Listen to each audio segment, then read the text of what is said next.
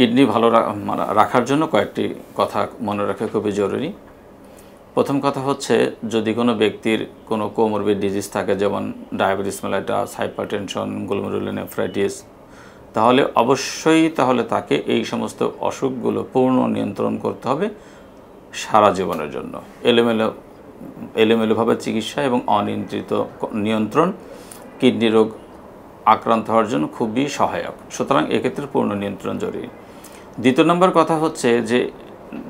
কথা হলো যে যদি কারো পারিবারিকভাবে অথবা বংশগত কিডনি রোগ থাকে, তাহলে 18 বছরের পর থেকে তার নিয়মিতভাবে একজন কিডনি বিশেষজ্ঞ ডাক্তারের পরামর্শ নিয়ে তার কিডনি চেক আপ করতে হবে।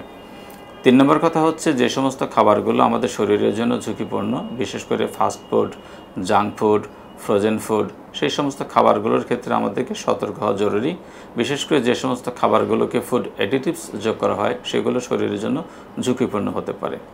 আরেকটি কথা খুবই ইম্পর্ট্যান্ট, যেন টক্সিক এনভায়রনমেন্ট, যারা হেভি মেটালসে কাজ করেন, যেন লোহার কারখানায় কাজ করেন, পিতলের কারখানায় কাজ করেন, অথবা কয়লার খনিতে কাজ করেন, তাদের কিন্তু কিডনি রোগ আক্রান্তের ঝুঁকি আছে। পাশাপাশি অত্যধিক গরমযুক্ত পরিবেশে কাজ করলেও পেশাগত কারণে সেখান থেকে কিডনি আক্রান্ত হতে পারে।